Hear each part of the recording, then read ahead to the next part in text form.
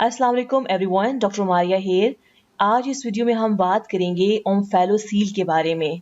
अगर आप डॉक्टर के पास एनॉमली स्कैन करवाने जाएं, यानी बच्चे की बनावट का अल्ट्रासाउंड, और डॉक्टर ये कहे कि आपके बच्चे के अंदरूनी ऑर्गन्स यानी कि इंटेस्टाइन्स और कुछ पार्ट लिवर का बच्चे के पेट से बाहर मौजूद है एक झिल्ली में, तो उसे हम ओम्फेलोसील कहते हैं। इस वीडियो में हम जानेंगे कि इसकी क्या पेचीदगी हो सकती है, इसकी क्या एसोसिएशंस है, कैसे हम इसको डायग्नोस कर सकते हैं। अगर आपके बच्चे में ओम्फेलोसील हो तो मोड ऑफ डिलीवरी क्या होगा, ऐसे बच्चे को हम कैसे पैदा कर सकते हैं और क्या ट्रीटमेंट हो सकता है इसका, और ऐसे बच्चों का सर्वाइवल रेट क्या होता है, इनके बचने के चांसेस कितने होते हैं। तो बहुत से लोगों ने मुझसे क्वेश्चन किया, सो एक शॉर्ट सी वीडियो मैंने इस पर बनाई है आपको मालूमात देने के लिए। सबसे पहले ओम्फेलोसील। ओम्फेलोसील बेसिकली बच्चे में एब्डोमिनल वॉल डिफेक्ट है, यानी उसके पेट की जो आगे वाली वॉल है वो सही नहीं बनी होती, उसमें एक सुराख रह जाता है।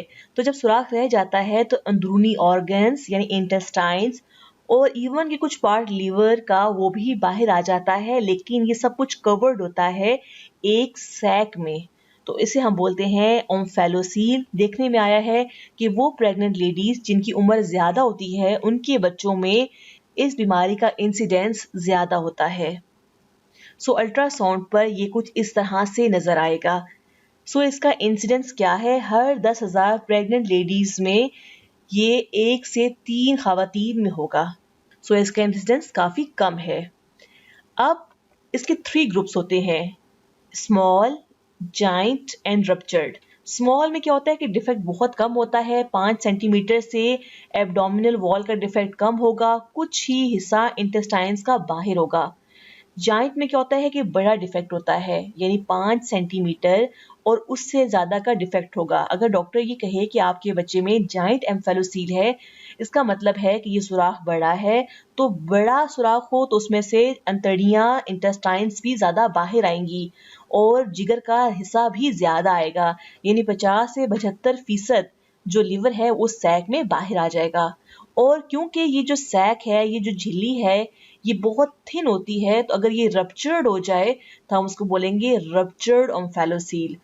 एम्फेलोसील can be small, giant and ruptured.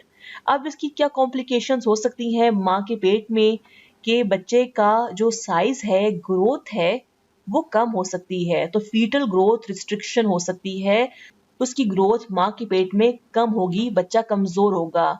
इसके अलावा प्री टर्म डिलीवरी, बच्चा वक्त से पहले पैदा हो सकता है, यानी अपनी मुद्दत पूरी करने से पहले वो पैदा हो सकता है। इसके अलावा फीटल डिमाइस, यानी बच्चा माँ के पेट में फोत हो सकता है। तो ये तमाम कॉम्प्लिकेशंस पता होनी चाहिए, मरीज को काउंसिल करना चाहिए।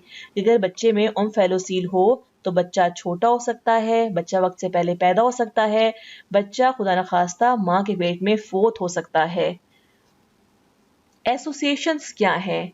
अगर आपके बच्चे में खुदा न खास्ता ओम्फेलोसील है या किसी भी हामला खातून के बच्चे में ओम्फेलोसील डायग्नोस हो जाता है अल्ट्रासाउंड पर, तो हमने ये देखना होता है कि कहीं दिल का मसला तो नहीं है उस बच्चे में, क्योंकि देखने में आया है कि 30 से 40% चांसेस होते हैं कि ऐसे बच्चे में दिल का मसला होगा, तो हम दिल का अल्ट्रासाउंड करेंगे।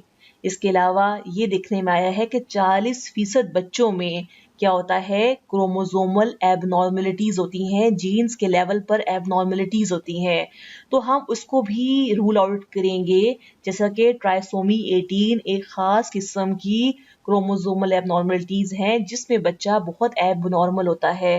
तो ये अच्छी चीज नहीं होती। अगर बच्चे में दिल का मसला हो, बच्चे में क्रोमोसोमल एबनॉर्मेलिटीज हो, तो अगर ये 2 चीजें डिटेक्ट हो जाती हैं ओम्फेलोसील के साथ साथ, तो हम ये कहते हैं कि ऐसे बच्चे में बहुत ज्यादा पेचीदगियां होंगी, उसके बच्चे के माँ के पेट में फोत होने के चांसेस बहुत ज्यादा हैं, बच्चे के पैदा होने के फौरन बाद फोत होने के चांसेस बहुत ज्यादा हैं। अगर बच्चा सरवाइव करता है तो उसकी दिमागी नशोनुमा, जिस्मानी नशोनुमा सही नहीं होगी, ऐसे बच्चे का जिंदगी गुजारना बहुत मुश्किल हो जाता है।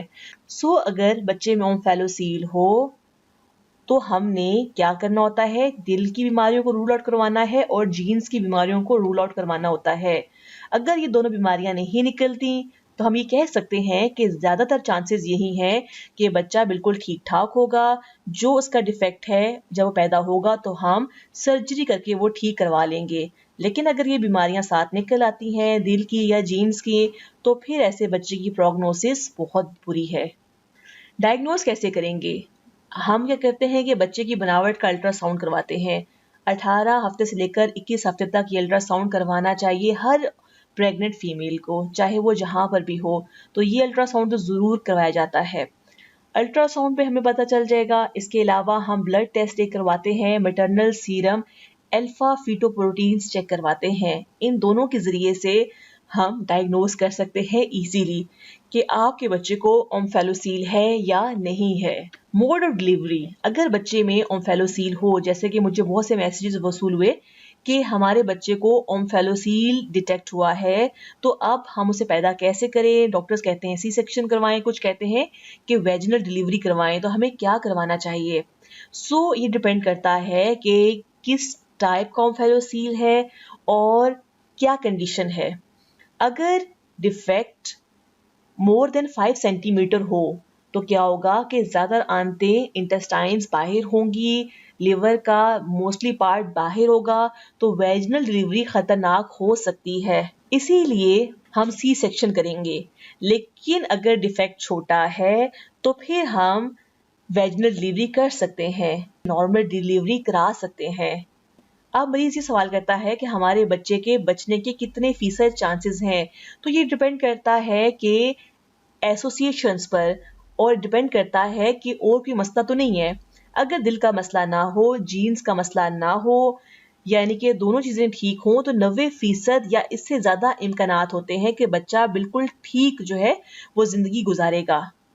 अब है ट्रीटमेंट। ट्रीटमेंट हम कैसे करते हैं? अगर बच्चा पैदा हुआ उसमें ओम्फेलोसील है तो हम ऐसे डॉक्टर के पास उस बच्चे को रेफर करते हैं जो कि बच्चों की सर्जरी का माहिर होता है। तो वो सर्जरी के ज़रिए इस डिफेक्ट को रिपेयर कर देता है। अगर बच्चे में दिल का मसला ना हो, जीन्स का मसला ना हो, तो प्रोग्नोसिस बहुत अच्छी होती है। जैसे मैंने पहले बताया कि 90% से ज़्यादातर चांसेस होते हैं कि बच्चा बिल्कुल सही ज़िंदगी गुजार सकता है। मुझे उम्मीद है कि मेरी ये वीडियो आपके लिए इन्फॉर्मेटिव होगी। इसी तरह से आपने कोई भी टॉपिक के बारे में मालूमात हासिल करनी हो तो आप मुझसे कमेंट बॉक्स में पूछ सकते हैं। Like the video if you liked it, share it and comment. Thanks.